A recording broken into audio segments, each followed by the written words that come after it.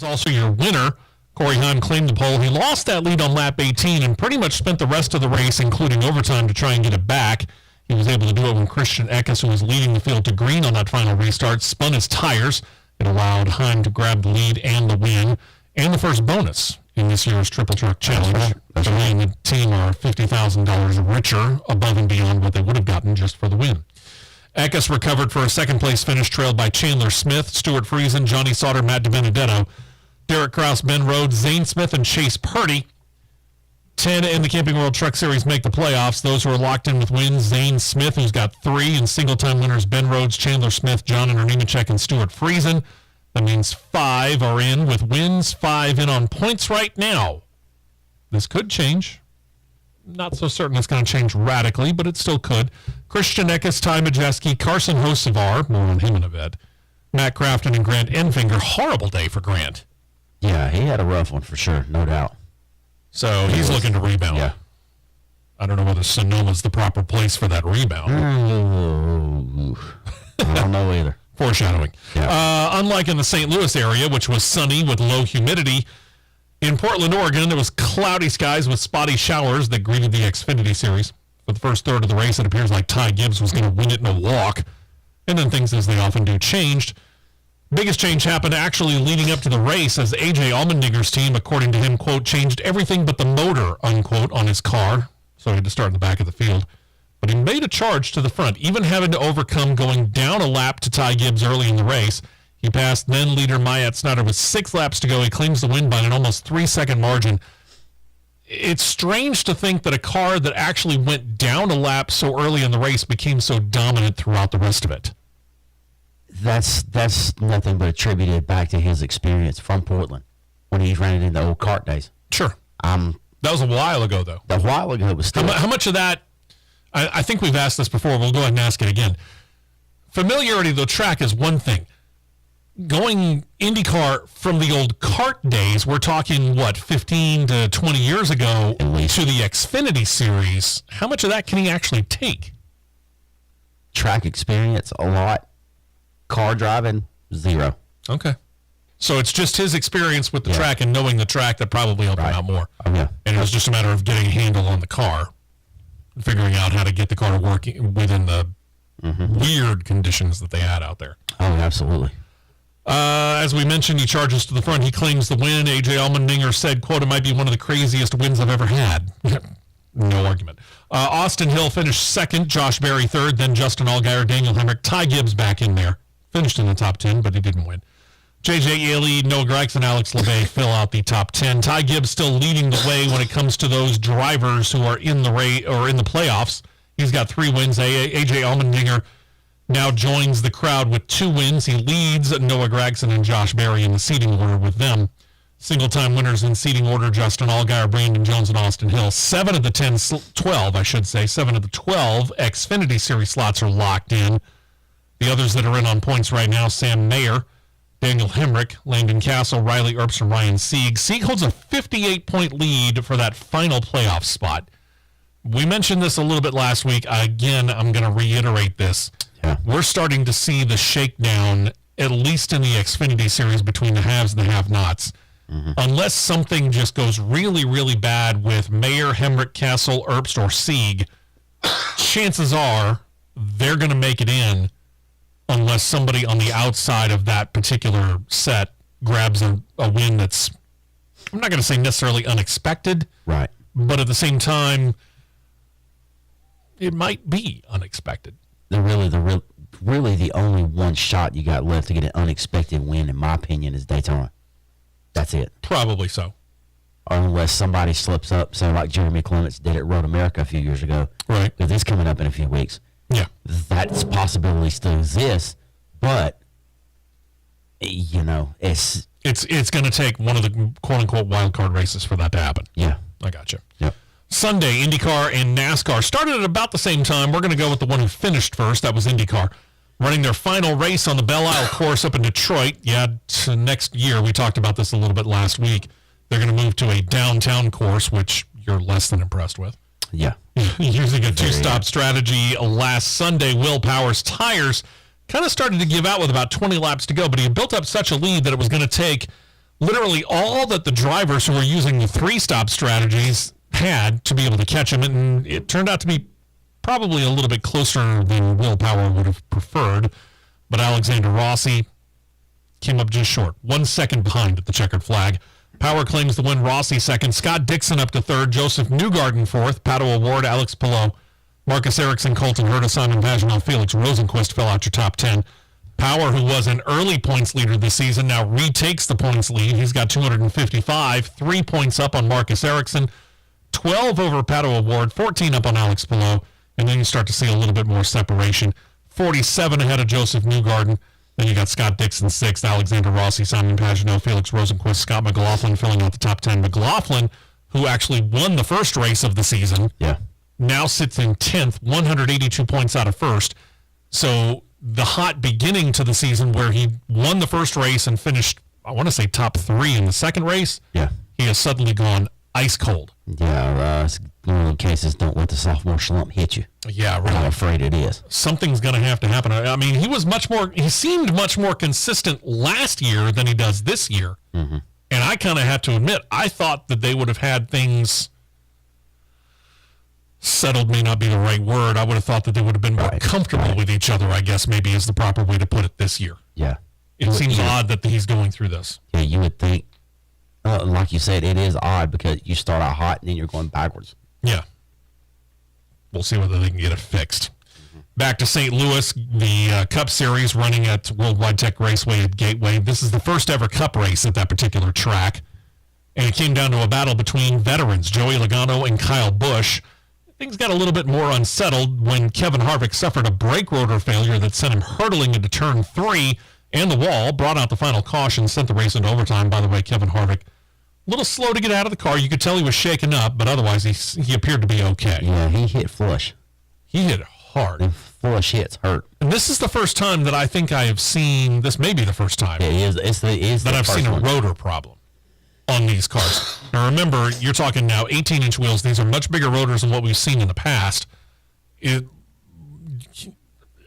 pure speculation, I would say, at this point in time. Any thought about what might have happened? It's hard to say because when they showed that one angle of the camera, he was going into 3. Mm-hmm. When he got on the brakes, you saw the big cloud of dust. Right. It was almost like it was a caliper failure to me. Okay. A brake rotor failure.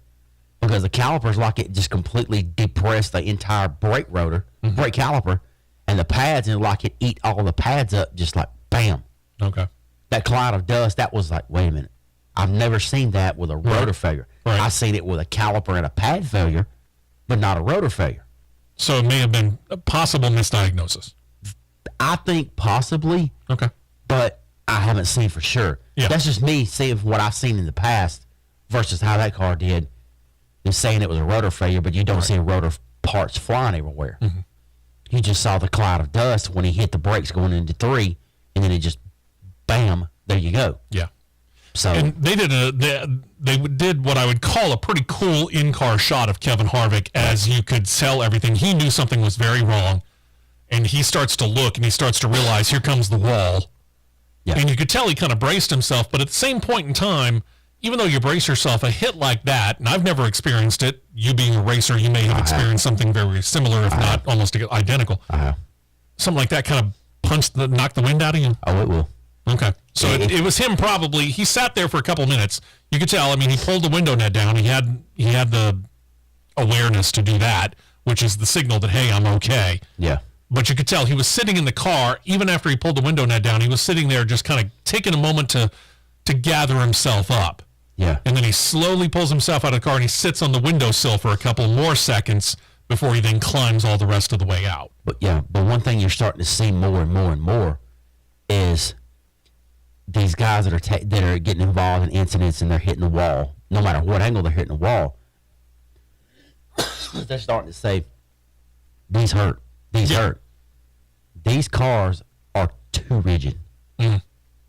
They need to have a little bit of flex in it to where the energy dissipates. Yeah.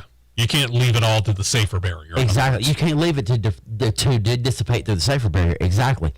There needs to be more flexibility and flex in the car, in the chassis, whether it be in the middle section, whether the front or the rear clip flexes got a little bit of flexibility into it to where that energy doesn't go straight to the driver's seat and the driver's going, oh dear Lord, what was that? Yeah.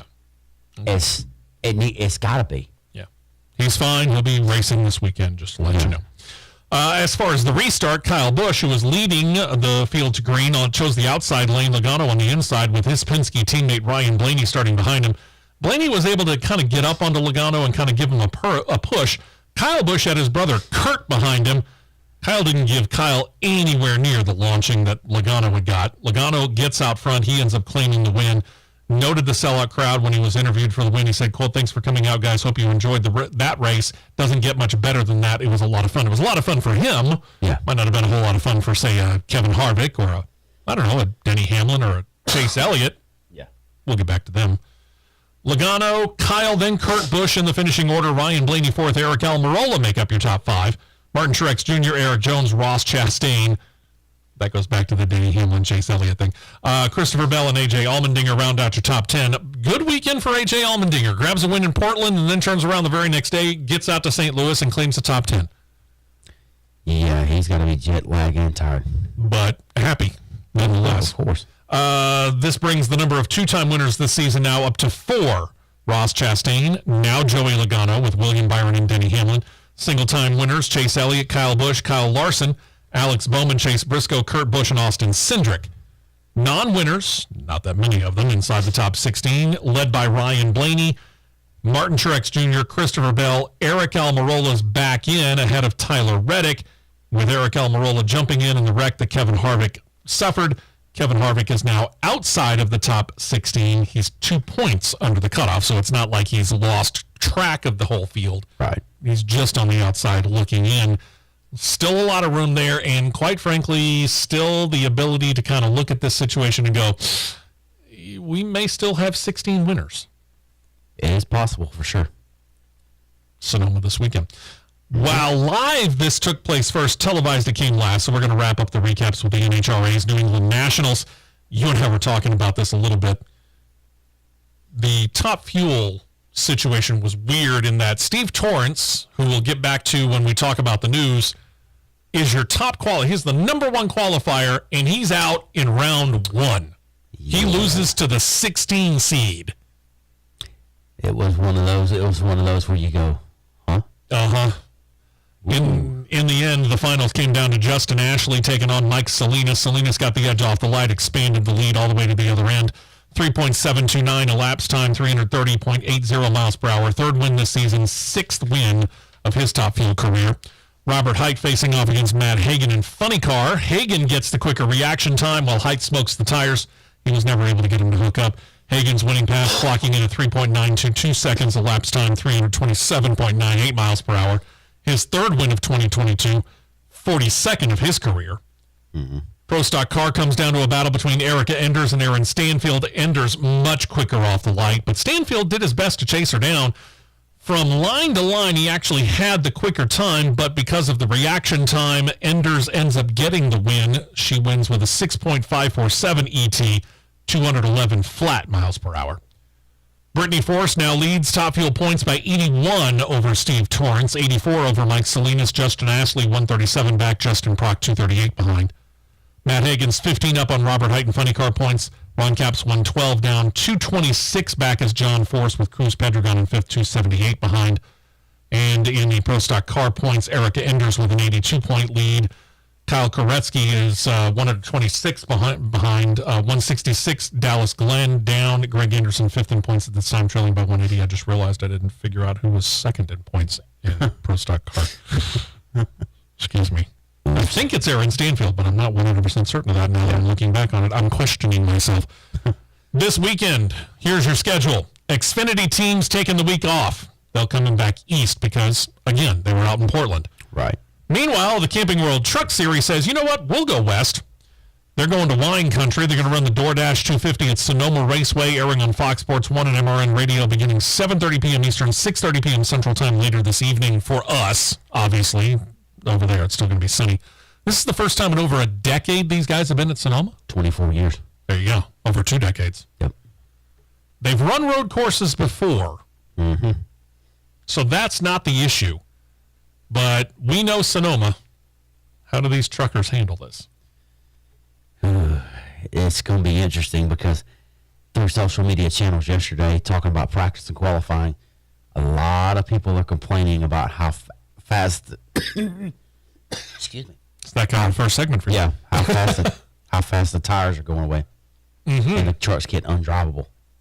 It's going to be interesting to watch. Absolutely. There aren't any drivers in the truck series that were there the last time they were at Sonoma, are there? Maybe Matt Crafton. That was the only name that could come to mind, but Yeah. I'm not 100% certain that he was running back then. Yeah, I don't know. So this is all new to, I would think, pretty much all of them. Yeah. Tomorrow morning, Formula One is in Baku to run the Azerbaijan Grand Prix at the Baku City Circuit. It's a 20-turn, 3.73-mile-long course. ESPN has the coverage beginning 7 a.m. Eastern, 6 a.m. Central Time. Set your alarms appropriately. You were talking about this just a moment ago for Mercedes. Not looking good. No, they're pretty slow. What have we done? Have we done practice? We going to get qualifying? What do we got? FP3 is complete. Okay. It was. Get back to it.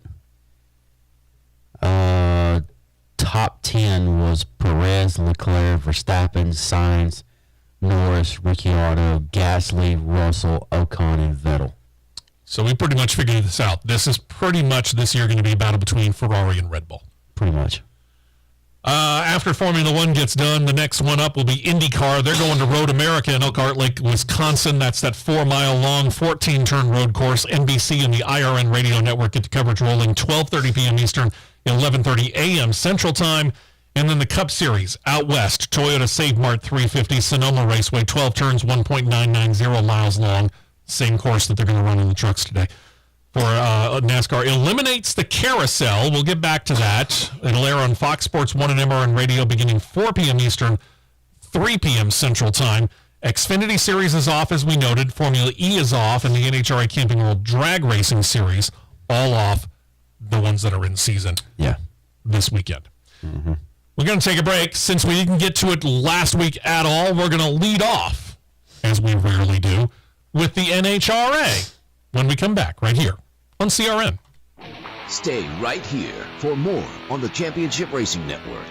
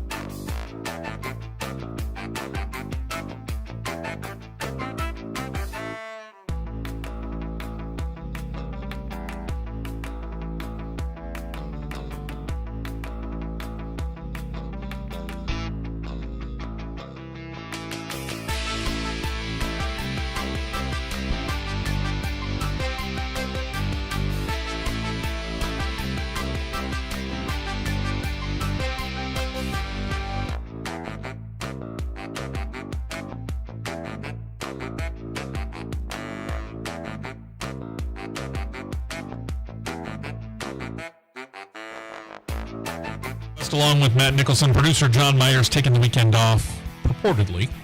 We'll be back next week. Yep. We'll see. Oh, yeah. Hey, we didn't get to it last week, so we're going to lead off with NHRA news this week. Bob Tasca III, and this goes back to before last weekend. He was born and raised in Rhode Island. He grew up a Red Sox fan. So as the series was getting ready to return to New England to race last weekend, he got the chance to kind of let the baseball fans in historic Fenway Park know that, hey, the NHRA is coming into your area, Epping, New Hampshire last weekend, and was able to throw out the first pitch of the Red Sox game Thursday evening a week ago before the Red Sox decided to take a West Coast swing. The southpaw, I didn't realize he was a lefty, but he is. Yeah. Drifts an off-speed pitch a bit high, but catchable for the ball girl at the plate, so congratulations. Now, I can only imagine that. I mean, you grow up being the fan of a certain franchise, doesn't matter what the sport is, and you actually get the chance to go out and do something like that at their home stadium or field. Sure. You know, I can only imagine what the feeling is. I mean, I've been lucky enough, Right.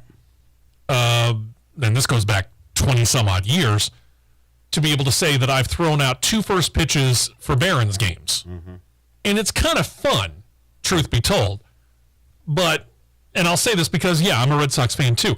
I can't imagine almost the pressure that I would be putting myself in my mind. Don't throw this thing into the crowd when I'm throwing out a first pitch at Fenway Park.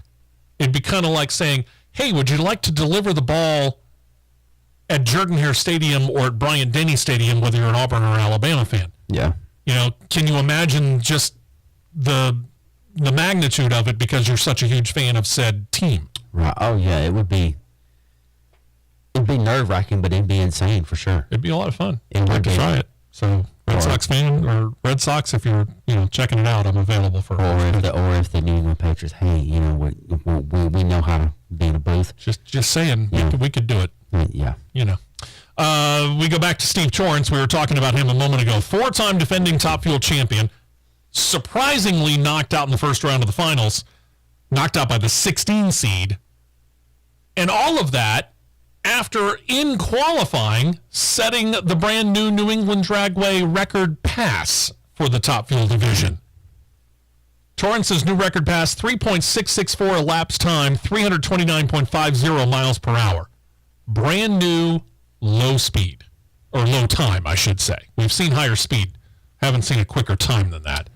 And then he turns around and gets knocked out by a guy who, unless you're just an avid Camping World Drag Racing Series Top Fuel Division fan, you probably have never heard the name Scott Farley. No disrespect to Scott Farley. Yeah. I mean, I was like, who? Uh-huh. That was my reaction when I saw him get beaten. I was like, well. Farley went on to face what would ultimately be the finals competitor, Justin Ashley, when he got knocked out.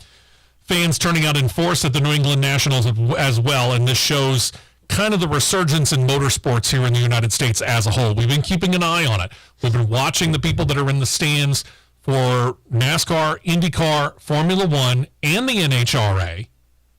And when it comes to the NHRA, the ratings are going up because they're getting, they haven't so far this year, but they're about to now that NASCAR's last weekend on the Fox networks is done, save for the Camping World Truck Series. So we're about to see a lot more live coverage for the NHRA and the Fox family of networks. And when that happens, those ratings will tick up even more. But we've been seeing an uptick in the NHRA's television ratings over the last few years, really, number one. But it's also translated into more people going out and watching the races live and in person, like they did at the New England Nationals. They not only sold out Sunday's action for the finals, they sold out Saturday's action.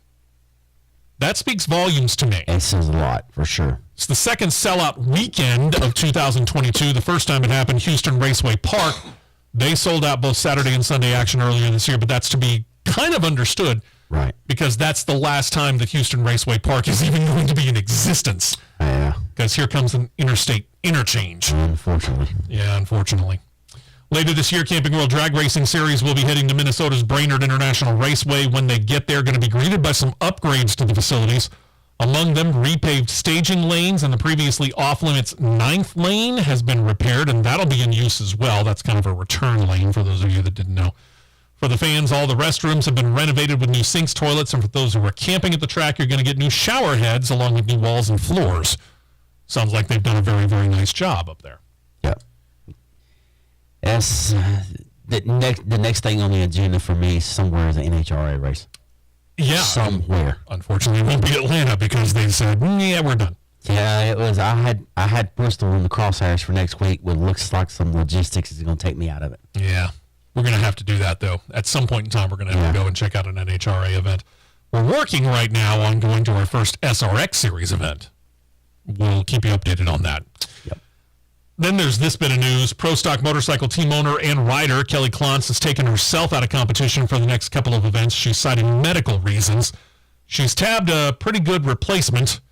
Veteran L.E. Tonglet's going to get on the bike and compete in her place. Klontz didn't elaborate past having several abnormal mammograms and procedures in the recent past. She scheduled more procedures that she has termed non-life-threatening to take care of this situation.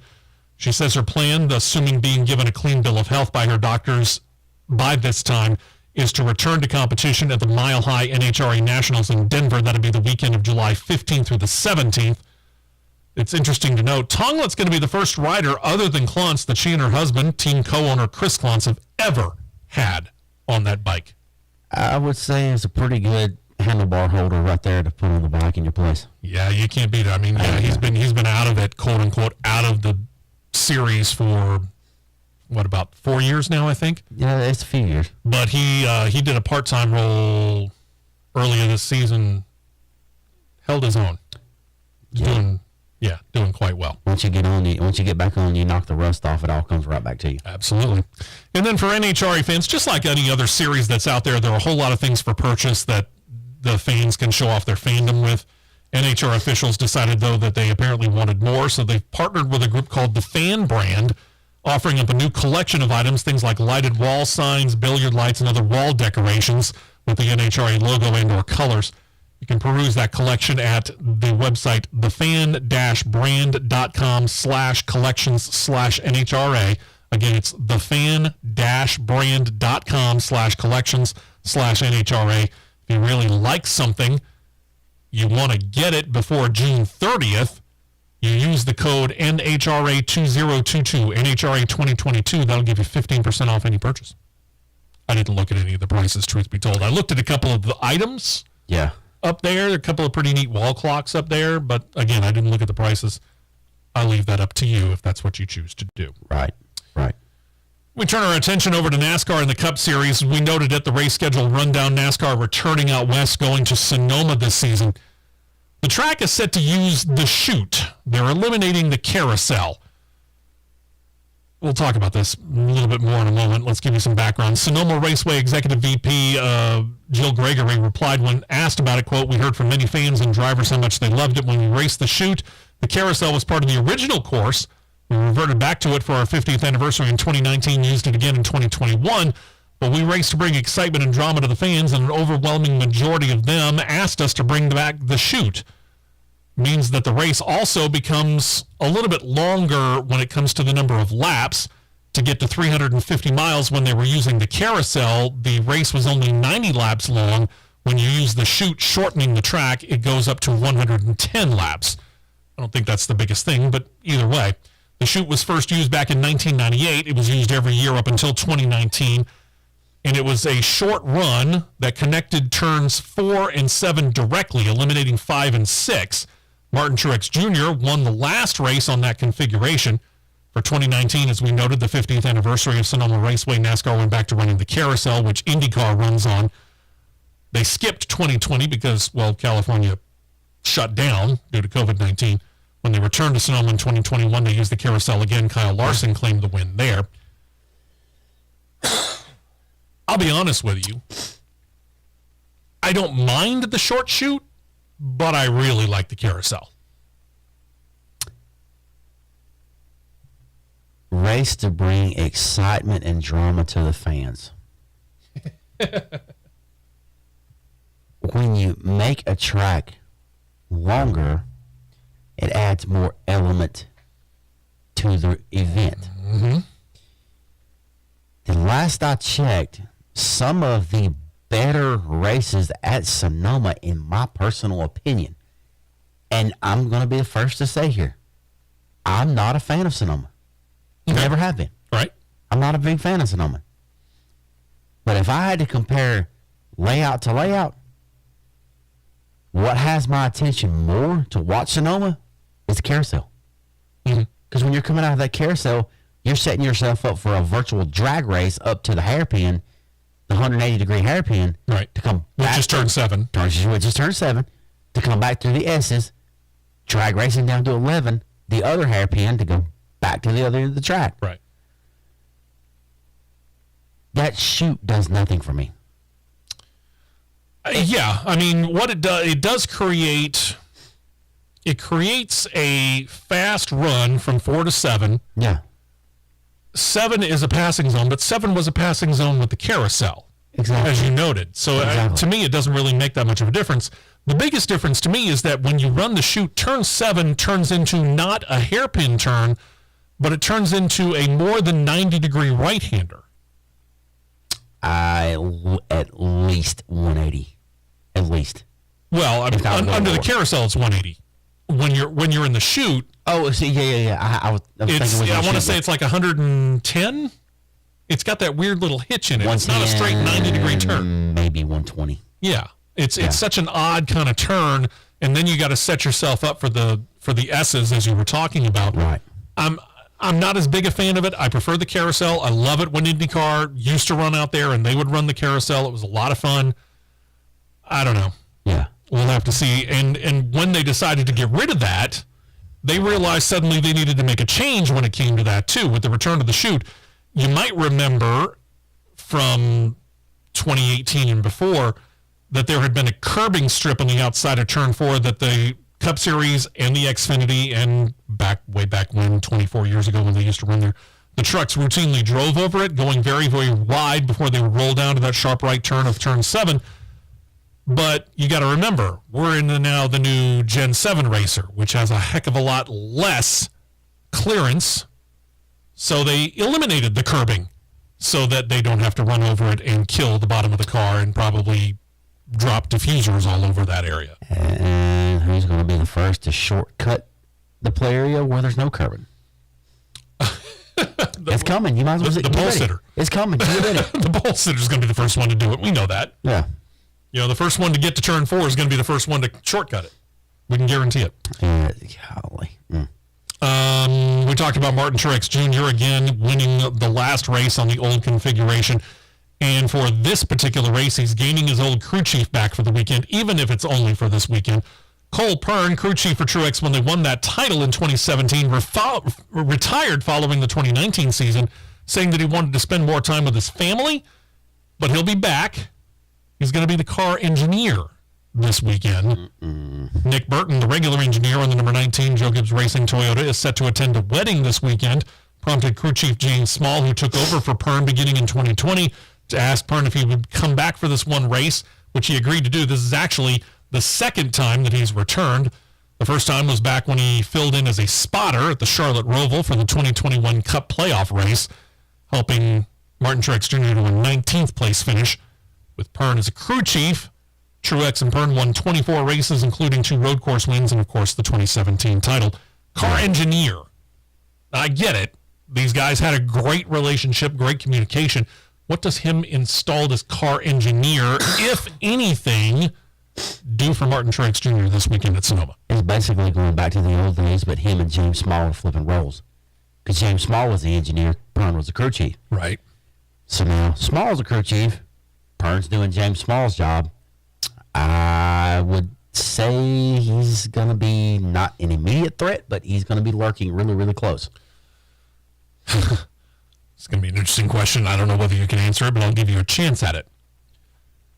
With these roles being reversed from the last time that they were at this particular track, Yeah. how much of a temptation is it for Cole Pearn to want to make some calls or at least bend the ear of Small if he sees something and he feels like Small's not doing it right?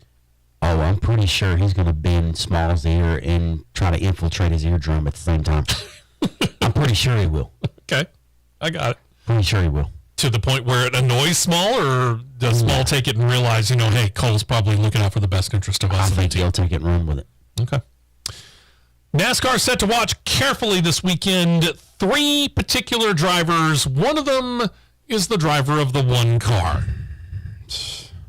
We'll give you details as to why when we come back. You're listening to CRN. We will be right back with more on the Championship Racing Network. Can you detect the difference between the...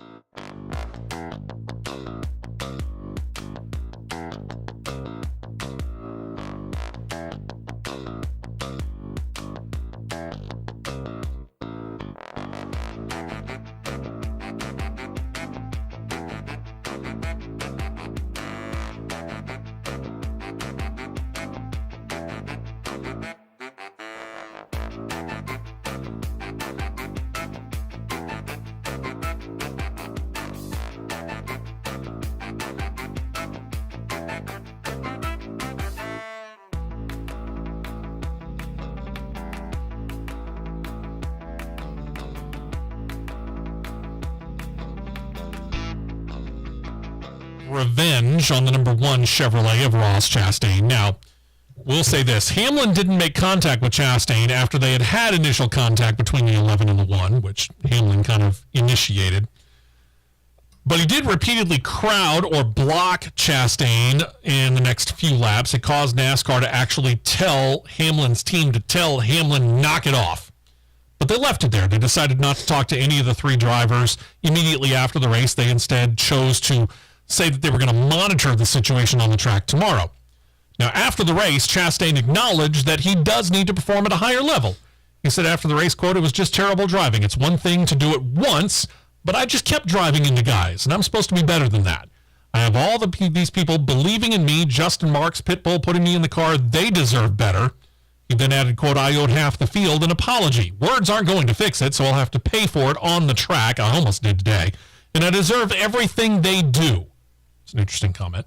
"I can't believe I continue to make the same mistakes, overdrive the corners, drive into guys. I've had time under caution to get reset, and then we'd go green and I'd drive into somebody. It's terrible."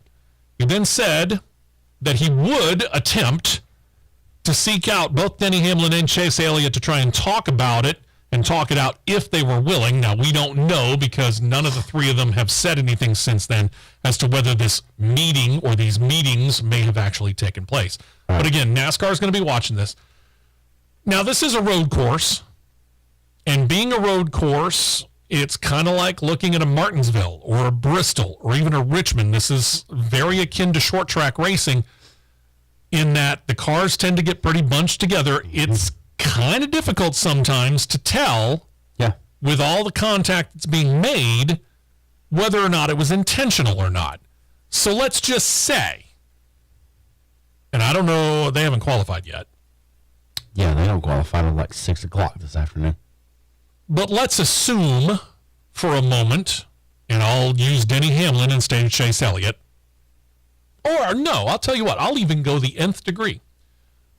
Pick a spot any place. We'll say midfield. We'll say 15th, 16th, and 17th, and you can put Hamlin, Chastain, and Elliott in whatever order you want.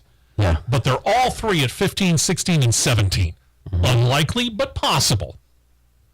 How can NASCAR tell in that particular part as they're going up through turns 1 to turns 4, the S's going up the hill, that if Chase Elliott or Denny Hamlin just knocked Ross Chastain off into the dirt, that it was or was not intentional?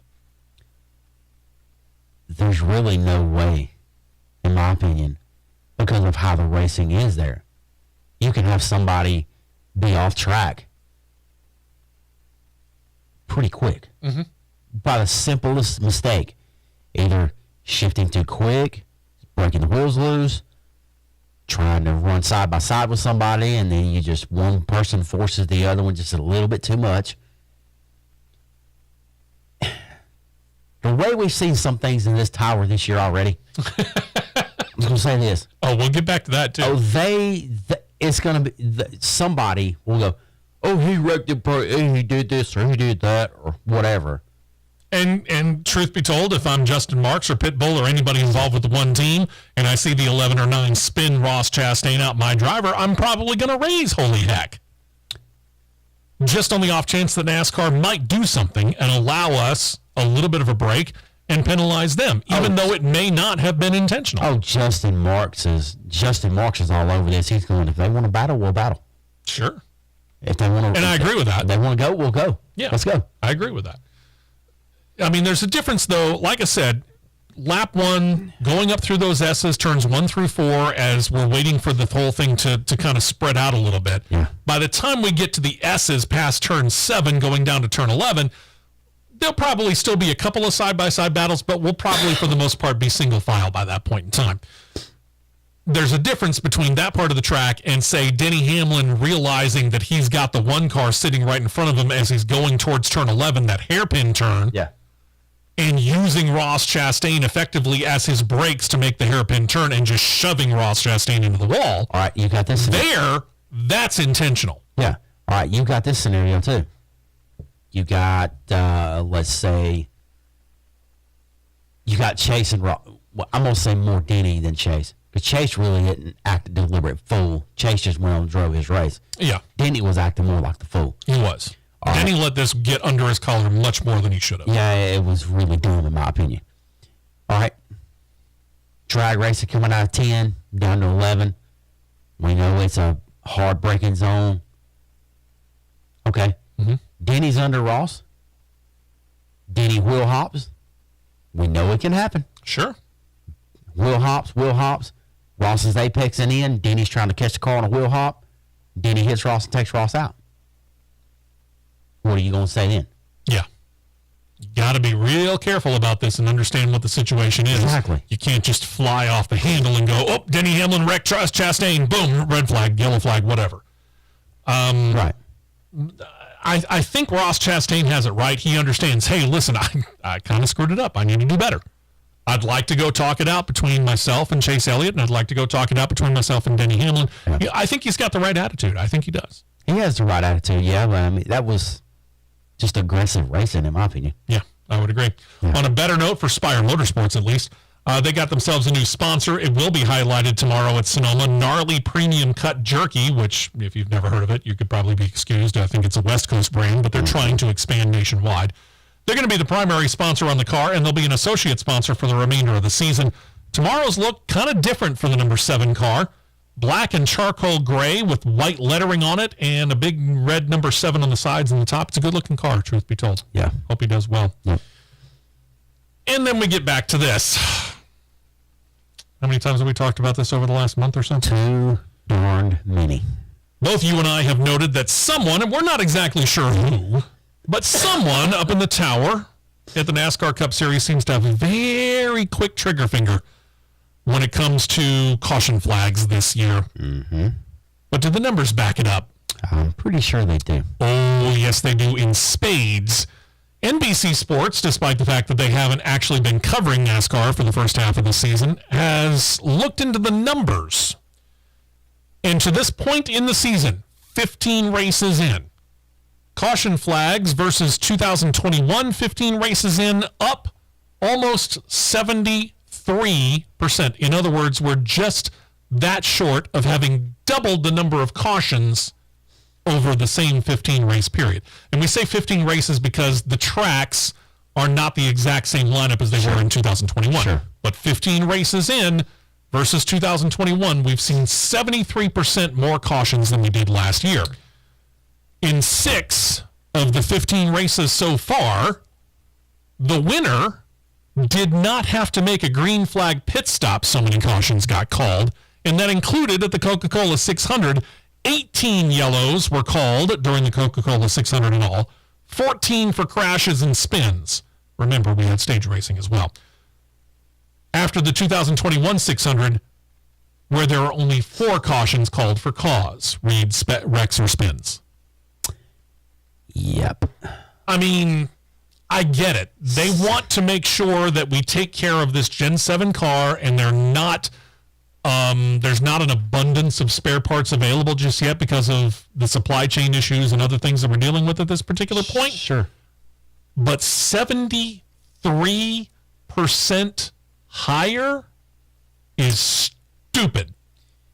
And quite frankly, some of these cautions that we've seen are mind-numbingly amazing to the two of us as to why anybody even considered hitting the button that called for a track caution. I still don't get it. I still don't. Because during the 600, when I was up there a few weeks ago, even though if Fox Sports didn't show what it was, and I seen a car get sideways or something go wrong or whatnot, and you look and see the caution lights on, you're going, good grief, what now? Yeah. What now? Are they throwing these cautions if they see a car get squirrely? Just to say, oh, we need to let the guys check on these cars and make sure these cars are okay. Is that the reason? Why are we throwing cautions when there's a fly in turn 2. We got to throw a caution. Oh, look, Cody Ware hit the wall again. There's a paint flake off of his car. Throw the caution. Yeah, or he scraped the paint off the wall. Which that's the only reason I could consider that they threw the caution that caused us to go into the overtime in the All-Star race. It's still dumb. Because the dude got a Texas stripe. It's the equivalent of a Darlington stripe. Essentially. He kept rolling on. It's not like he created a 15-car pileup off of turn 2. I could understand at that point in time, yeah, you want to throw the caution because you want to make the field make sure that they slow down. I get that. But he didn't cause a wreck. He didn't spin out himself. He tapped the wall, maybe caused a paint flake to fall onto the track, and he kept going. Let the cars go by. Then once he was clear, when Tab Boy cleared him, he goes to the bottom of the racetrack to get out of the lane of racing. Exactly. Okay. I just don't understand why the quick trigger finger. I can't wrap my mind around it. I'm not sure NASCAR has an explanation. This story, and it was, like I said, it was done by NBC Sports. It didn't quote anybody with NASCAR. So I don't know whether NBC went to anybody at NASCAR and said, hey, listen, here's what we found out. Why? I would like to know. Now, if NBC Sports did go to NASCAR, they didn't say that they did and that NASCAR didn't comment, or they didn't say what NASCAR said. But either way, we have no commentary from NASCAR on this at this particular point in time. I personally would like to know because, again, some of this stuff I could kind of understand. Yeah. Okay, if it's a one car spinning at a Daytona, yeah, maybe you want to go ahead and throw the caution flag because you're that early in the year and you want to make sure that, we have everything under control, and you want to make sure that, with the lack of available parts, and I could have understood it even at Talladega. But past Talladega, which is what, 10 races in, give or take.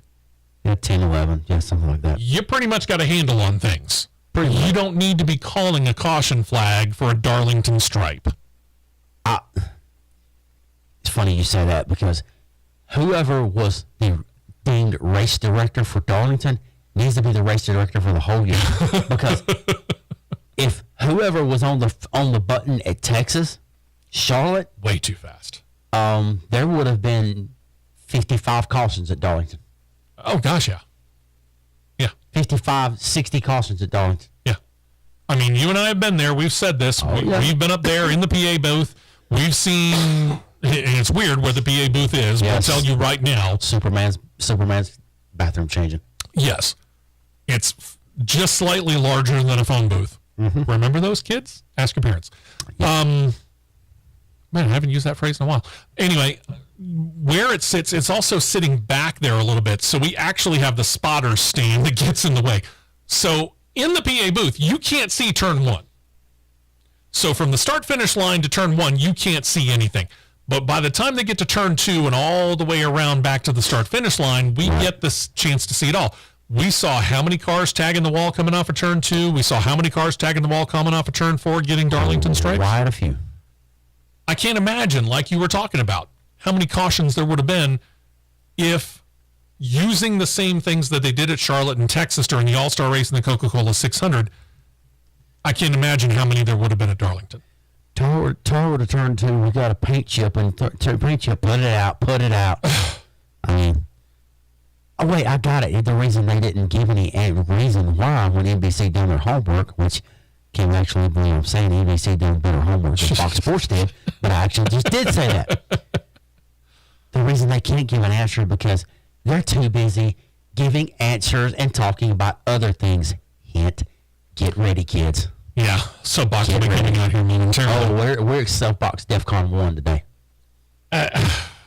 Hopefully this is going to change. I hope so too.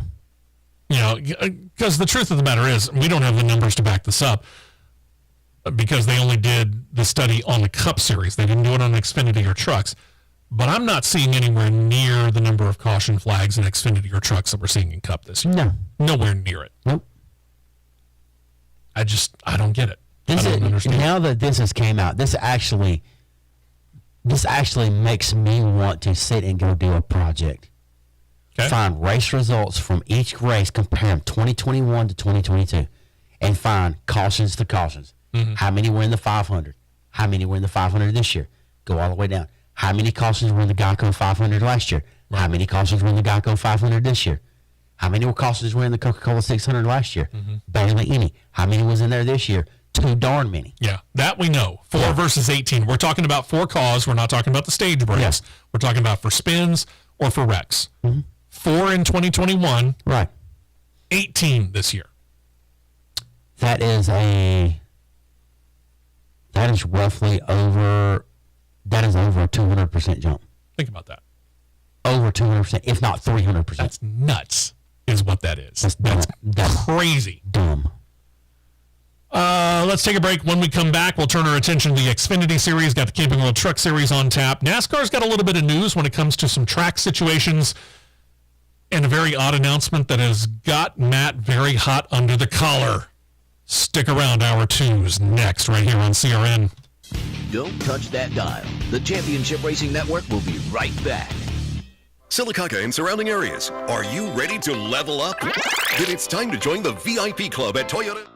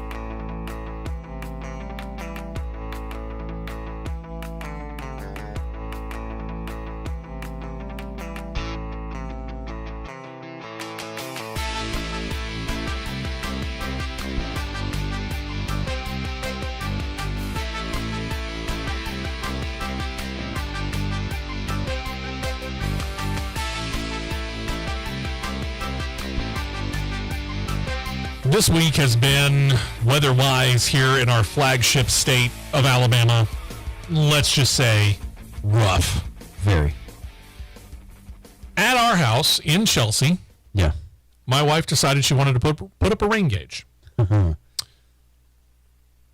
my wife was in Pensacola. It got stress tested pretty quick. It got stress tested real quick because at about 2:30 in the morning on Wednesday morning, I was awakened to the sound of a thunderstorm. Mm-hmm. I went outside. I looked at the rain gauge. We had more than 3 inches by the time I had gotten up to let the dogs out so I could go to work. And guess what? I get up and I leave for work by about 4:30. Yeah. So think about that. 2:30 to about 4:30, 3 inches of rain. Then we get a break. Suddenly the rains, deluge, come back. My wife comes back Wednesday evening. She misses the evening spate of rain showers, luckily for her, just barely. Mm-hmm. She looked at the rain gauge and said, "How long has it been since you emptied this?" I said, "It was empty as of last night." It's a 7-inch rain gauge. It was at 6.5 inches in 24 hours. It rains 7.5 inches at my granddad's house in Childersburg. Now, why are we bringing all this up? Well, because that kind of stuff can wreak havoc with your house and its foundation.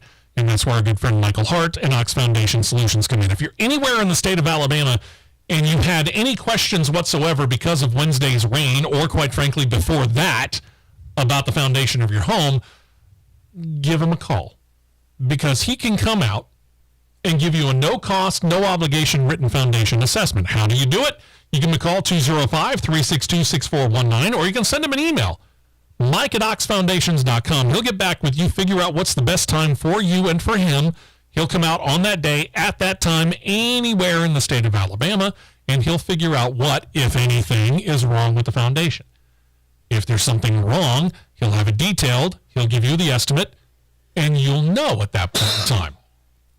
But remember this commercial. Because if there is something wrong, you mentioned you heard about it right here on the Championship Racing Network, CRN. You mentioned the promo code WEST. You'll get 15% off of the total that he just quoted you. If there's nothing wrong, he'll tell you there's nothing wrong, and you've got it in writing. You go your separate ways. It's all good. But if there is something wrong, Ox Foundations will do it and do it right to get it corrected, to make sure that the most expensive venture that you're ever going to have, especially these days, is in tip-top shape for you and your family for years to come. 205-362-6419 or mike@oxfoundations.com. Don't forget about the promo code WEST. Tell them you heard about it right here on CRN. If you do have a problem, you get 15% off the quote and the total. And tell them you heard about it right here on CRN. That's right. All right. Xfinity Series news. You mentioned Carson Ware. We haven't seen Carson Ware for a while. You want to know why? He's been suspended for a while.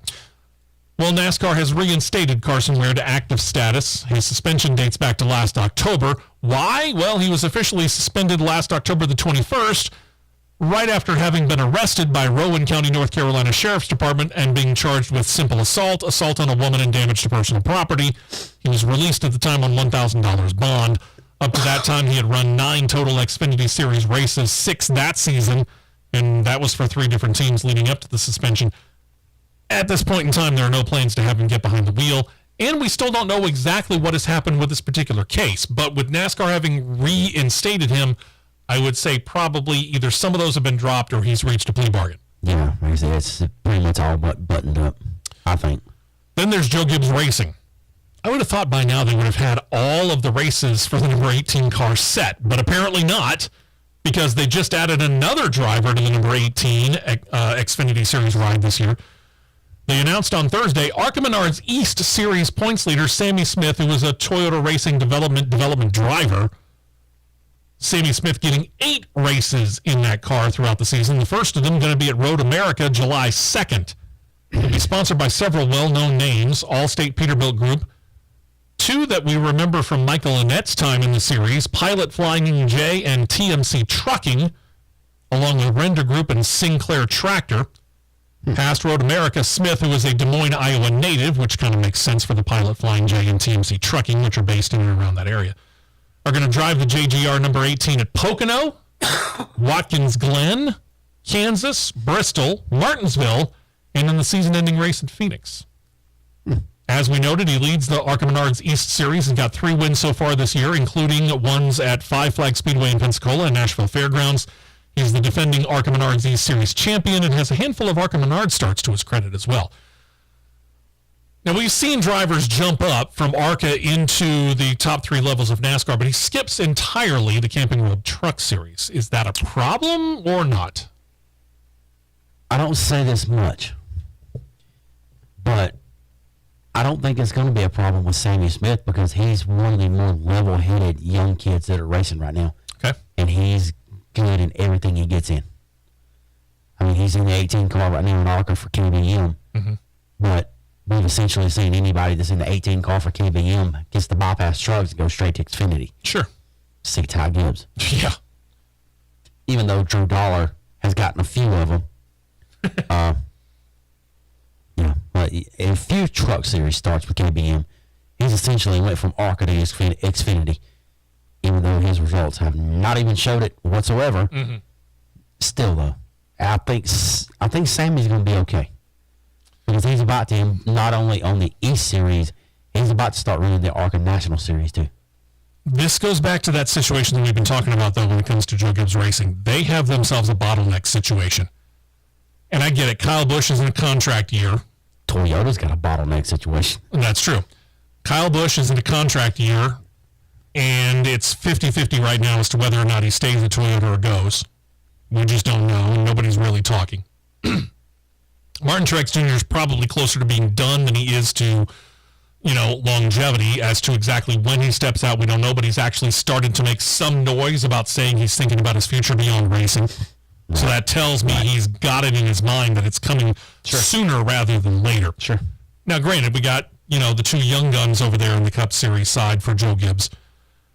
But then you got Denny Hamlin. How much longer is Denny Hamlin going to be in the number 11 car? So you over the next, I'll use this term carefully. I'll say 5 years. Over the next 5 years, we could see 3 of the Cup cars turn over. But how many drivers are in the Toyota pipeline between them and 2311 Racing that you just don't have the cars to put them in? There's a lot of really, really talented drivers. I mean, we've talked about Ty Gibbs. We know Ty Gibbs is going to make his way up there. Welcome to the last name. He's still going to work the rough edges off because he's way too much of a bull in a china shop for me. Yeah. You got Sammy Smith.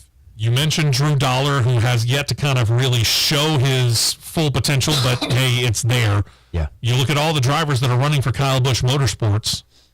Right. There's no place for these drivers to go. We've started to see some of those drivers moving away and going out of Toyota, Haley Deegan, and moving to Ford. Right. I essentially,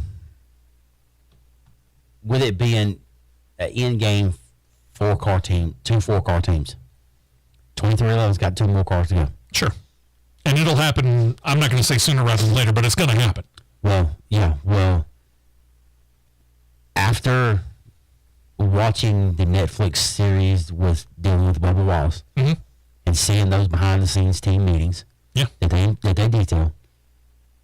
Some fascinating stuff. It really is. Very. Whatever you might think about Bubba Wallace, it really does a nice job of actually kind of giving you a really good idea of what's going on inside the halls of 2311 Racing. Right. It's worth it for that. Denny Hamlin doesn't cut Wallace any slack. No. And quite frankly, Michael Jordan ain't going to do it either because Michael Jordan, guess what? Michael Jordan doesn't suffer losing well at all. Michael Jordan, I figured this out after that one. Michael Jordan to the 2311 brand is to what Richard Petty is to the Petty GMS. He's the figurehead. Yeah. He's essentially a figurehead. But he's not going to suffer losing. True. But say it goes 4-4. 3 Gibbs cars turnover within a 5-year period. And within that 5 years, probably Kurt Busch is going to step down too. So we'll say 4 out of 8 cars turn over in the next 5 years. Kurt probably will be retired within 5 years. I can agree with that. So that's half of your 8 cars, presuming that within the next 5 years, that 2311 does indeed expand out to 4 cars, like we think they will. They pretty much will. But say you're only 2 safe seats. Bell, Wallace steps his A game, he steps up even further. He solidifies himself. Let's say he gets to an 8 game. Okay. He solidifies himself. So now you got 6 cars of the 18. Yep. 6 cars of the 8 total cars. Mm-hmm. Ty Gibbs is in one. We know that. Ty Gibbs is in a JGR car. You know that. Whether we think he deserves it or not, he'll be in one. And I could see him probably in the flagship 18 car. Sure. If Busch moves on. Yes. Which I could realistically see happening. I can see both ways. I can see him leaving. But I could see him staying. But I could see him staying. If Joe Gibbs gets the right sponsor, I could see Kyle Busch. Certainly, I could see him staying there. I could see filling those seats with Bell at Gibbs. Bell, Ty Gibbs. Mm-hmm. I could see somebody like John Hunter Nemechek stepping into the 19 or the 11 car. Okay. And in that Toyota pipeline, Drew Dollar's got to show way much more than he has, so it's not going to be him. Drew Dollar ain't even on my radar in this. Right. I only brought him up because we had mentioned him before. It's a toss-up between Corey Heim or Chandler Smith. And both are showing a lot of promise. If it's me, for the Gibbs car, I'm giving the edge to Corey Heim. Okay. Which would put Chandler Smith in 2311. I can see Chandler Smith filling a role It's not the worst thing in the world. No, it's not. So you got Wallace flying the flagship 23 car. Mm-hmm. We'll put Chandler Smith in the 45. With all due respect to Kurt Busch. Let's put Chandler Smith in 45 because Kurt is out of the picture. All right. The third car, I'm going to say... I mean, again, you got a lot of drivers that are all fighting in the Joe Gibbs Racing Development area. A ton of backlog. They got a ton of backlog, but there's nobody that's standing out. Exactly. I mean, you've got people with the likes of Brandon Jones stepping back to run the ARCA race at Iowa tonight. Why? Not sure. Why? Down the road, I could see somebody like the caliber of Sammy Smith. And he's, like I said, he's a solid driver. Within a 5-year period, I could see him developed enough to be in one of those 2311 cars. Kind of like a Josh Berry over at Junior Motorsports. I could see that because he's taking a similar path that Josh Berry's taken. Yeah. They're late models. Okay. And for that fourth 2311 car, that's the question mark. In some ways, I mean, we're talking about a lot of young talent. If you keep Kyle Busch, that's one thing, but don't you kind of also want that veteran presence that, and I'm not so certain Bubba Wallace is that guy yet, because again, he's still trying to find his A game. Let's assume, though, he finds his A game. I'm still not sure he's that veteran presence that, say, a Kurt Busch brings into the garage at 2311. Do you go out and you try and seek another driver who's in his early to mid-30s just to kind of bring in a veteran presence for 2311? So that means basically you're taking a driver from another team and bringing him in instead of working somebody up through the development process? You could, but the question is who? A lot of contracts will come up in the next 5 years. So. Quite a few. But you do say for any of the 4 over at Hendrick. You do recognize, yeah, true. You do recognize the overall performance of 2311 in general has increased this year with Busch being in the picture. It has. And that's why I'm saying, do you need to bring in a veteran presence to kind of mitigate all the young guns that you've got coming up? I mean, yeah, you got a bunch of young guns, but kind of, to me, they need a mentor. And while Kyle Busch is a veteran, Kyle Busch doesn't hit me as the guy that they're going to go to lean on as the leader in the clubhouse, if you get my drift. Yeah. He doesn't really seem to be that guy. If you say that, now that you say that, I'm going to touch back on something back on Saturday morning when Grady and I done the show from the infield, the hybrid CRN. Right. And we had back to back interviews. Sure. I think it was him, but I asked something along the similar lines too.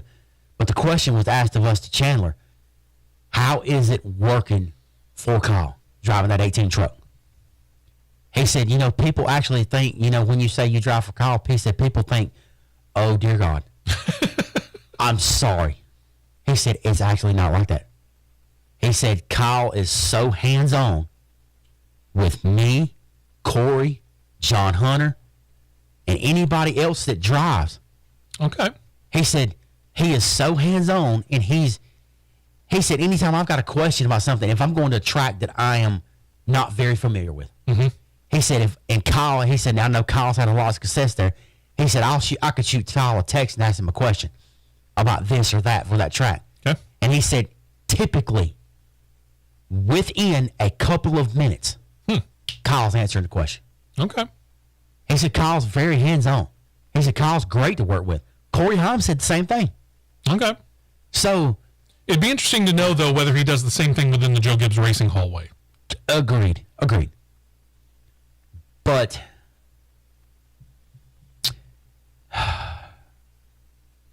who knows? 2311 may snatch somebody like a Ben Rhodes or a Christian Eckes. Yeah, could be. Because Toyota really, they're backlogged in in trucks. Trucks, big time. They're backlogged in Cup. Yeah. Xfinity, there's really no backlog, if you ask me. Yeah. There's really no clear-cut stand above the rest person than anybody there. Yeah, I could agree. And that's with that. taking Ty Gibbs out of the picture because Ty Gibbs is flying the Toyota banner in Xfinity. Right. Brandon Jones, too inconsistent. Brandon Jones, too inconsistent. Drew Dollar, not even on the radar. Right.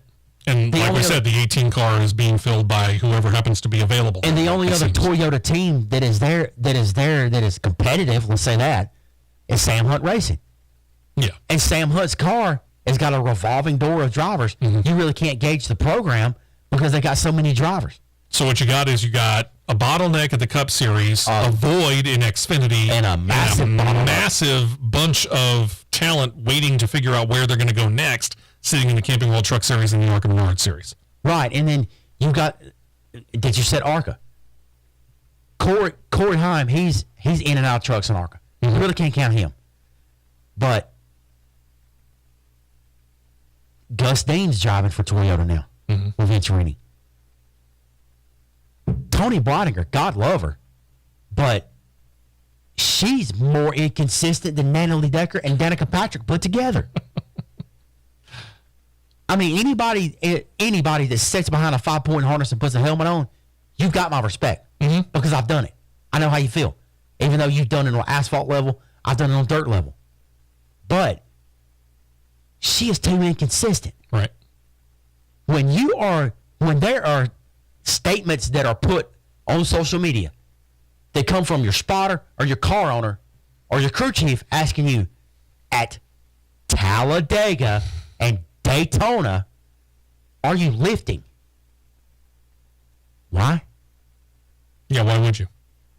Why are you timid enough that you're lifting when you've got arguably one of the top, if not the top, super speedway teams in ARCA? I mean, even I know this. You flat-footed, and I don't care what division you're in, you flat-footed at Daytona, you flat-footed at Talladega, and if you are catching up to somebody too fast, you keep your accelerator foot on the floor and you just tap the brakes a little bit. Trail brake. You just tap the brakes just a little bit, and, if you're going down a straightaway, certainly if you're going down the Alabama Gang super stretch, you tap the brakes so that you don't ram into the person in front of you, but you're willing to tap them. You're willing to bump draft them and move them forward. You just don't want to slam into them. Prime example of what you said of that. There was a YouTube video that I found after the General Tire 200 this past April, excuse me. It was an in-car video of Brett's car. No audio, nothing but engine noise. Several times he was in the pack, he would get such massive runs, he got completely out of the gas. And you're catching up to the people in front of you too fast. Whoa, you're way out of the gas. Yeah. Way out of the gas. Because you're catching up to the rest of the pack that quickly. Control. But when you're breathing and you're letting off going in the corner and you're in a 4-car line, Houston, we have a problem. Yeah, we do. We got to take a break. When we come back, we'll turn our attention to the Camping World Truck Series, and we'll let Matt get on his soapbox right after this on CRN. We will be right back with more.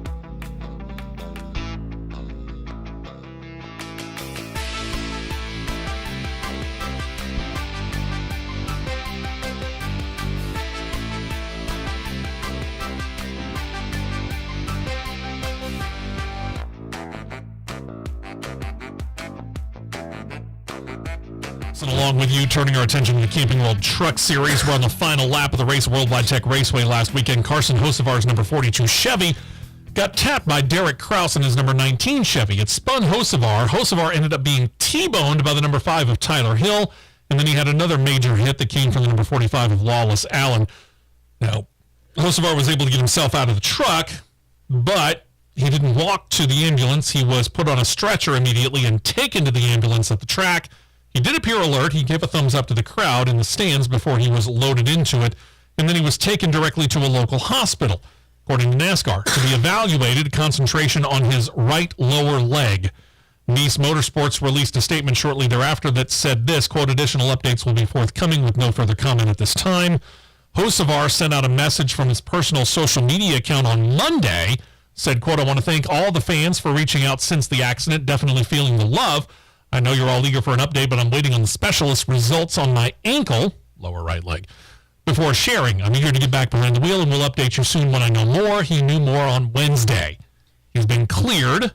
He announced Wednesday he would be starting the race later today at Sonoma, but the team has put Trackhouse Racing Cup Series driver Daniel Suarez on standby should Hocevar feel as though he can't finish. We talked about road course racing before. Road course racing can be pretty tough We've heard drivers that lose their power steering and how rough it is without the power steering throughout the course of a 90 or in the case of the Cup Series tomorrow 110 laps. How hard is it when it comes to dealing with road course and the constant? Remember, this is his right ankle. That's the accelerator foot, and you're on and off the accelerator throughout the course of.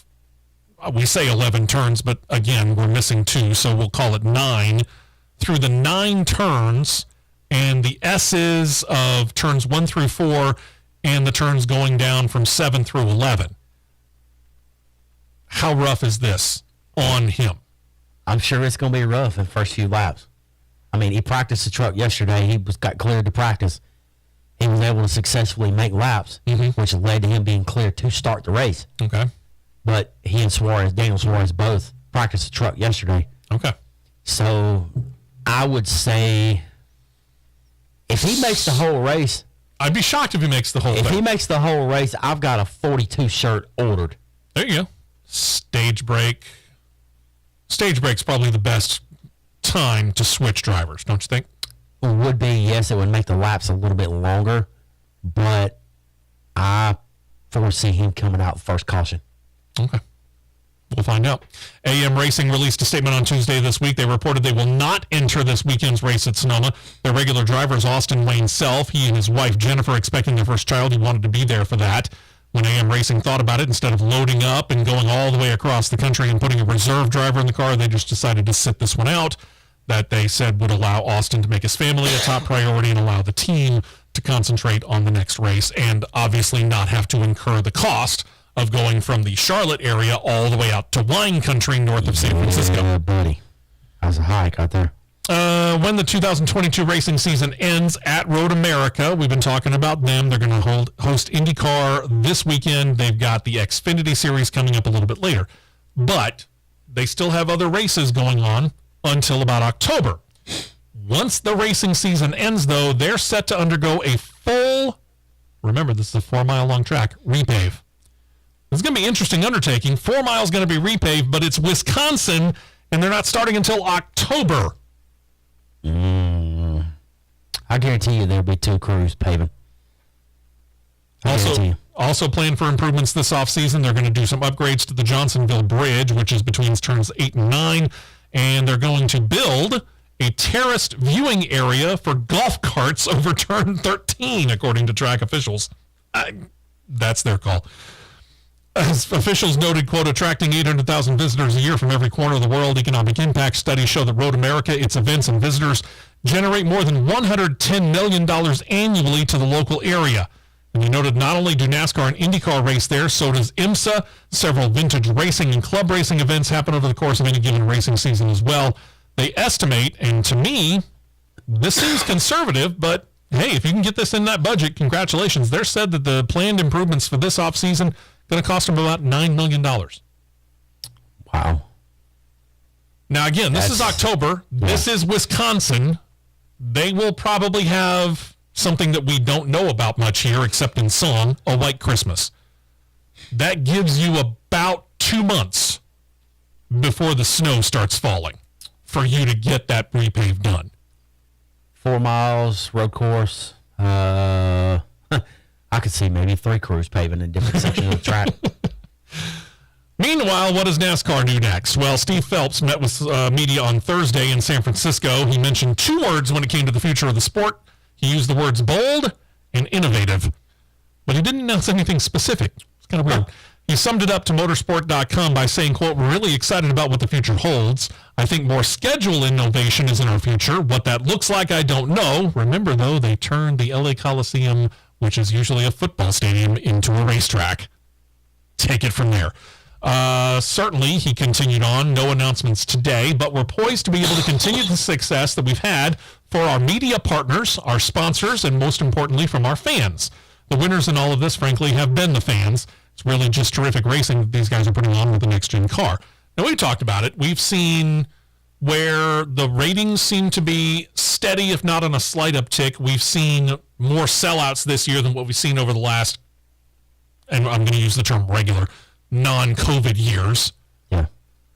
So the interest does appear to be back. It's climbing. There's been a lot of buzz about the fact that they've gone to places like Worldwide Tech Raceway at Gateway, the fact that we've added road courses like Circuit of the Americas, Mid-Ohio Sports Car Course, which Xfinity has run. But, we're starting to go to some of these places that the Cup Series really has not been to before. Portland, Road America,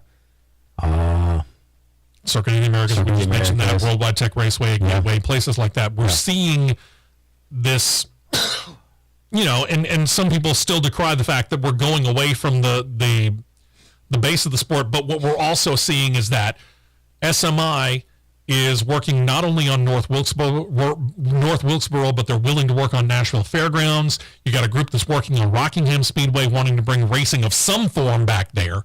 So we're starting to see those classic heritage tracks be able to be refurbished and bring back some racing, hopefully NASCAR at some level, truth be told.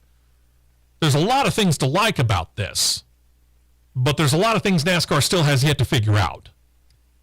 Because quite a bit. We're trying to figure out what to do about Chicago. We're trying to figure out what to do about Iowa. Kentucky. Dover is kind of sitting there flapping in the wind. We don't know what's going to happen there. New Hampshire may or may not be on the chopping block. It depends on what their one race. Pocono's down to one race. We don't know what's going to happen there. So you got a lot of these tracks, and we're still trying to figure out, truth be told, what are we going to do at Indianapolis? Do we stay on the road course?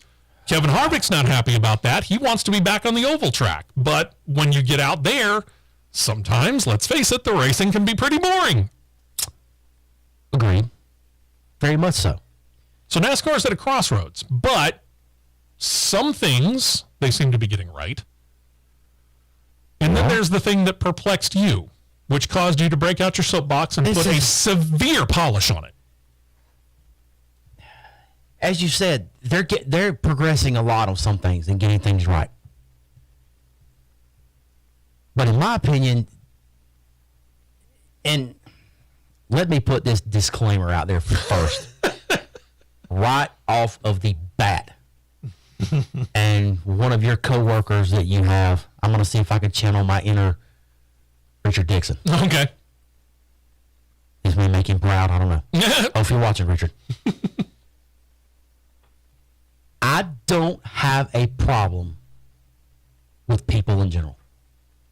Now, no matter if... Yeah, and let's say this. This is Matt's opinion. It may not necessarily be mine. It may not necessarily be John's. It may not necessarily be the opinion of the flagship station. Exactly. It might be, but... This is a sole opinion. That's on us. I don't care what ethnicity you're from, what nationality you're from, what lifestyle you live. Let me word it that way. Okay. Because several people know what the month of June is. Sure. I'm going to leave it at that. You see a lot of colorful things flying. That ought to tell you right there.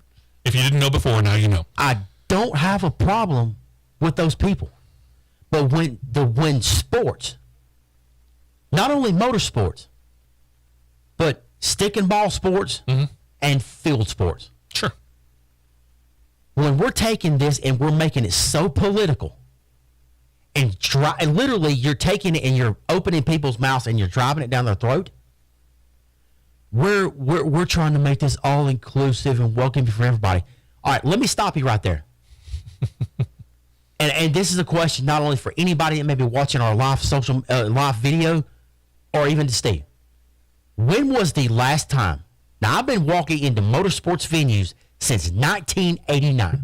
Okay. This is 2022. Yes. 33 years. Since when has there been any kind of sign on a gate, a disclaimer on a ticket, or anything on a track's website that says, if you're this, or this, I'm going to word it that way, you're not allowed? None come to mind. Zero. I've been on the grounds of, and I'm going to start from the very first racetrack I went to the last. Birmingham International Raceway, Talladega Superspeedway, Daytona, Atlanta, Charlotte, Kentucky, on the grounds of Rockingham, on the grounds of North Wilkesboro, Texas, Richmond, Darlington, Homestead, Miami, Memphis, Five Flag Speedway, Nashville Fairgrounds Speedway. Not one time have I ever seen anything to where it's making it non-inclusive and non-welcoming. The last I checked, anybody has the ability, if they choose to do so, to walk through a ticket gate, walk up to a ticket booth, walk through the turnstile, and go to a seat and sit down there. Yeah. No matter what ethnicity you are, no matter what nationality you are, no matter what lifestyle that you live, no matter who you are in general. Let's just use the term in general. Because I've seen every single spectrum that falls under that category be inside of the midway, inside of a track, even outside of a track, and even in the infield. Why are we so... Well, we've got to make it inclusive for everybody.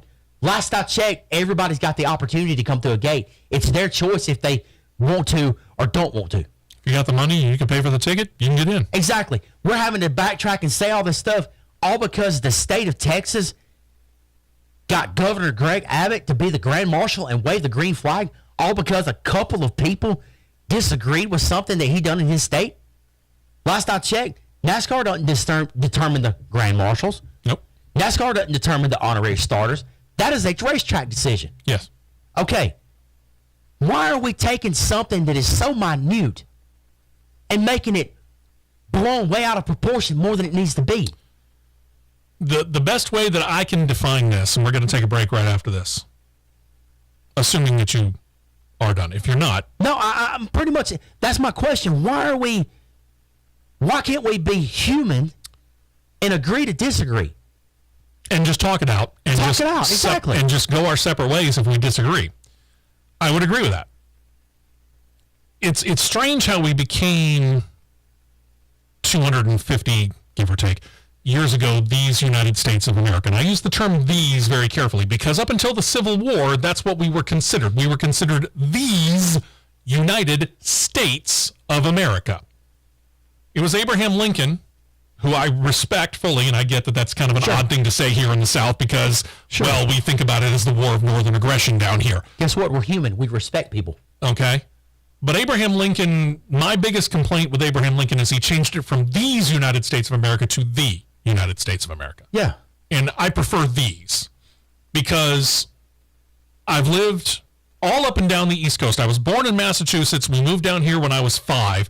Alabama's my home, but I've lived in Maryland. I went to school in Maryland. I lived in Virginia. I've lived in West Virginia. I've seen different aspects and different ways of doing things. And the thing about it is Massachusetts, Alabama, Virginia, West Virginia, Maryland, they're all different. They all have their own distinct personalities. Sure. So we're not all we're these. Yeah. You know? And thank God, because I'd hate to think that Alabama would be anything like California, but that's another story entirely. But we've turned from these United States of America into the divided states of the offended. Thank you.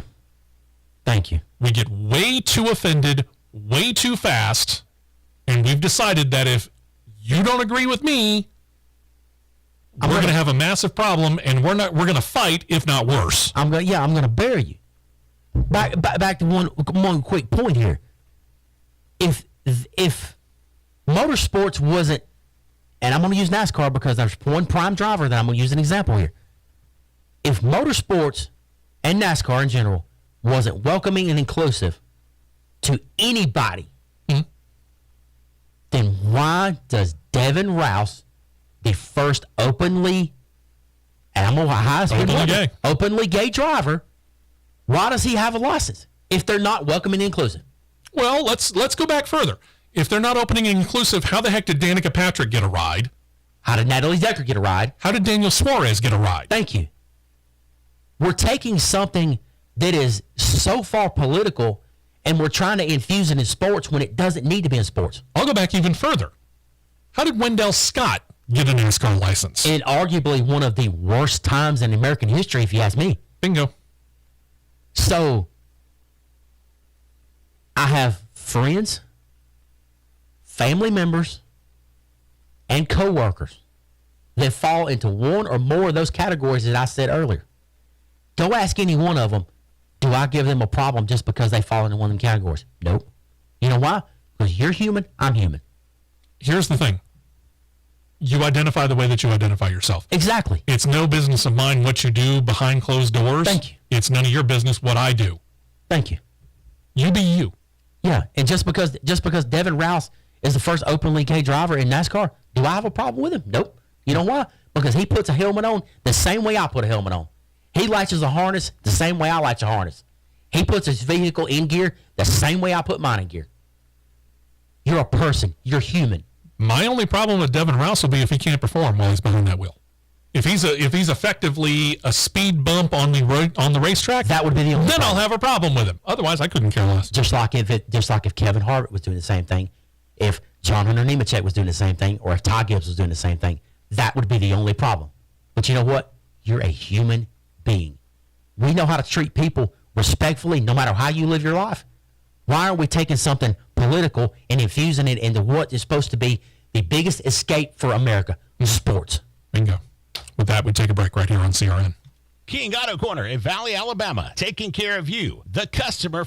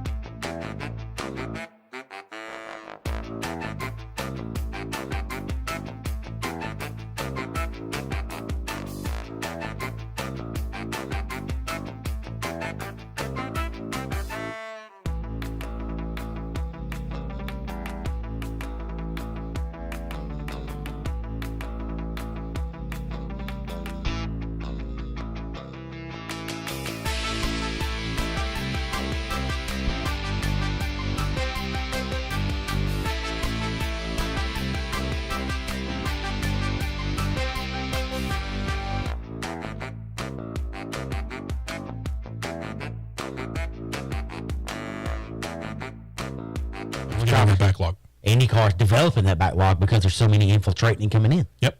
One of the entries this week is going to be one of the teams that actually chose to skip the Indy 500 in favor of plans to run 3 races throughout the course of the remainder of the season. Well, it's later. Peretta Motorsports, the all-female run team, has entered this weekend with driver Simona Di Silvestro. They're going to run tomorrow at Road America. For Di Silvestro, it's been a long wait since the 3-race announcement. She said, quote, I'm just really glad to be in the week of the race now, kind of just getting down to work and get going.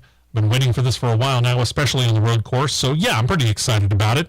She's going to be driving the number 16 car if you want to keep an eye out for it. And it should be a pretty good car. It's a collaborative effort with Ed Carpenter Racing. Yeah, I was intrigued when I seen it was Ed Carpenter and not the Penske that she had last year. Mm-hmm. Yeah, for some reason, maybe Ed Carpenter's going to do a little bit more with him. I'm not trying to throw a whole lot of shade at Team Penske, but I don't think they got a whole lot of technical support from Team Penske last year. Yeah, because they barely made the 500. Yeah. When they should have made it with ease. I think Ed Carpenter probably will give them a little bit more help. Yeah. 3-time starter of the Indy 500 has passed away. He's Canadian-born driver Eldon Rasmussen. Was born in Edmonton, Alberta, Canada. Raced in the Indy 500 in 1975, 1977, and 1979. His best qualifying effort being 32nd. That was in his first attempt at the race. His best finish came 2 years later, 1977, when he came home 13th. The 1975 race was interesting. It had him involved in a rather spectacular crash. Tom Sneva, coming around to lap Rasmussen in that race, miscalculated, actually ran over Rasmussen's left tire. You may have seen this in the spotlight. You may have known that it was Sneva that ran over it and got launched. His car launched into the turn 2 wall where it exploded upon impact. You may not have realized that it was Rasmussen's car who he ran over. Sneva did actually escape that with no serious injury, despite the spectacularness of it. Rasmussen's racing career began on dirt in southern Alberta, Canada, where he logged more than 600 starts in a series called CAMRA, C-A-M-R-A. He moved to USAC in the 1960s, getting some 50 starts before he took a shot at the USAC National Championship in the 1970s, read what we now call IndyCar, marking 3 top 10 finishes in 23 starts. His best career finish came in a 100-mile heat race at Ontario Motor Speedway, 7th. His best finish in an IndyCar race, what we now would call it, coming at the same raceway that same weekend when he finished 9th in the 500-miler. A crash at Pocono in 1979 after that year's Indy 500 prompted him to retire as a driver, but he got back to where he had kind of begun his racing beginnings as an engineer, car designer, builder, and fabricator in the Indianapolis area. He was actually inducted into the Canadian Motorsports Hall of Fame in 2001, but passed away June 5th, no reason given. But Eldon Rasmussen was 85 years old, a life well lived, and many will miss him. Our thoughts and prayers go out to his family and friends. Yep, no doubt. Over to Formula One, where the FIA has taken a rather unprecedented step of fining the Formula One team Williams. They cited a breach of the series' financial regulations. Now remember, since the 2021 season, all teams have been required to submit timely accounts of their spending compared to the budget cap that the series has had in place since 2021. This year's cap set to be $141.2 million, with this particular report in question covering the period of January through April. It was required to be submitted by the 1st of June. Well, Williams missed that deadline. To their credit, they did inform the FIA, we're going to miss this. As a penalty, not only does the team need to submit the report as soon as possible, they need to cut a check to the FIA for $25,000. Williams is said to have told the FIA again that they understood they were in the wrong. They will not appeal the penalty. They worked with the FIA in seeking a remedy from the cost cap administration. That's what came into effect when they brought the salary cap in. They were told at first, pay the fine, then bear any costs incurred by the CCA in connection with the prep of the accepted breach agreement or ABA. Williams apparently has met with all 3 requirements. The report has been submitted and the check has as well. I assume it cleared. And then you get the rumor mill. We talk about silly season all the time. I mean, we've talked about this before. We talked about it when it came to Kyle Busch. Right now, we're at 50-50 odds as to whether Kyle Busch sticks with the 18 in Joe Gibbs Racing or not. Yeah. We don't know. Right. Rumor mill flying in the Formula One garage as well, swirling about Daniel Ricciardo specifically and his future at McLaren. This time of the team's been, well, it's a story of fleeting highs interspersed with, well, abject mediocrity. The last couple of races have caused a whole lot of people to question whether he's even going to be there after this year, as has been resoundingly bettered by his teammate Lando Norris. Ricciardo, though, is actually signed through the 2023 season. Well, things got a little bit warmer in Ricciardo's seat when McLaren CEO Zach Brown talked to media recently and stated flatly that Ricciardo is underperforming and started talking about exit clauses in Ricciardo's contract. Ricciardo was asked about it, said that he and Brown have talked face-to-face. They have cleared the air. Quote, my contract is clear with the team until the end of next year. I'm fully committed. Now just on track to show it and to show these moments and these races that I know I'm capable of. Yeah, you better, because it looks like Zach Brown's losing patience. Well, let's see here. FP3, Norris was 5, Ricciardo was 6. This is in Baku. Okay, so it's not being resoundingly overperformed by your teammate. At least yet. Keyword yet. Yeah, we'll have to see how that works out. Practice classification. The pressure's on here for Daniel Ricciardo, which is surprising. I mean, this was a guy who was at Red Bull for a while and was considered really a championship contender not that long ago. Now, all of a sudden, we're trying to figure out whether he's got a future with a high-ranking team. True. Let's see. FP2 in Baku, they were 10th and 14th, respectively. Norris and Ricciardo? Norris and Ricciardo. All right, Figure it FP1. out. FP1, they were respectively 11th and 18th. Ooh. Okay, so Ricciardo found some speed and got his car underneath him. Okay. But from a leaps and bounds standpoint, Norris is not blowing him out of the water that much.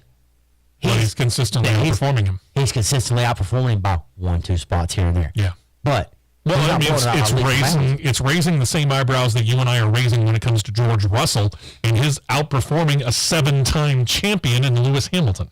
Yeah, I mean, they were after Q1, they were sitting 12-13 respectively.